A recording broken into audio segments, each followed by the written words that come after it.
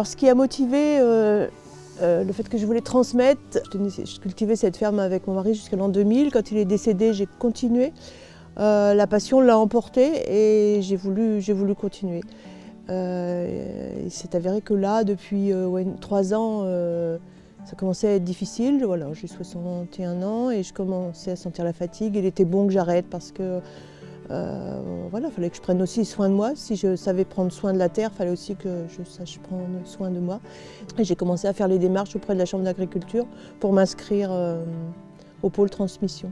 La transmission, telle qu'elle s'est opérée, j'en suis vraiment satisfaite aujourd'hui.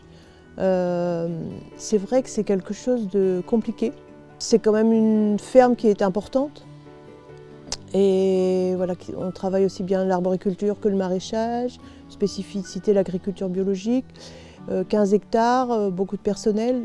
Et puis ce qui était important, c'était de retrouver le repreneur qui allait pratiquer l'agriculture biologique telle qu'on le faisait.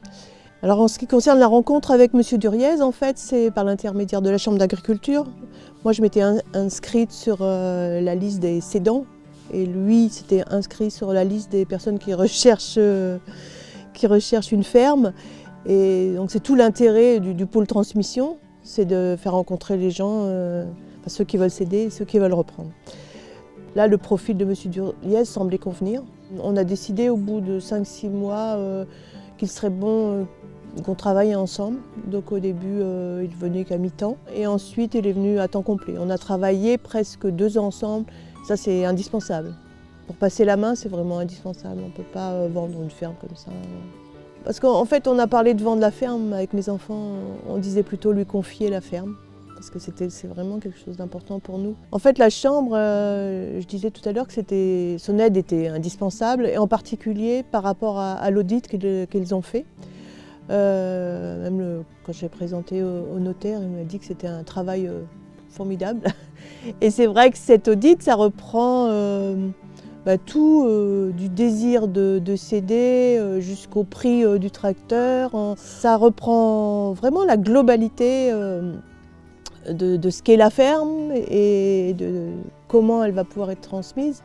Et c'est un document vraiment complet et qui a été vraiment quelque chose qui a été indispensable pour nous pour avancer. Je veux dire, sans cela, on ne pouvait pas transmettre. Alors si j'avais un conseil à donner à un agriculteur qui veut céder sa ferme, donc le premier mot, ce serait anticipation. Déjà pour toutes les démarches, pour que le repreneur puisse apprendre aussi avec le cédant. Donc ouais, vraiment l'anticipation, c'est le plus important.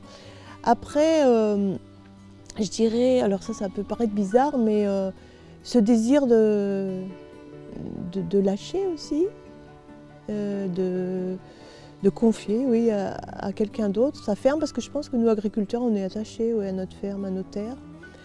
Et puis une troisième chose, ne pas mettre le prix en premier. Moi, j'ai vécu mon métier dans mes tripes, et vraiment là, c'était pour que la ferme vive. Alors bien sûr, elle avait un coût, mais c'était pas ça ma première motivation, c'était pas ça.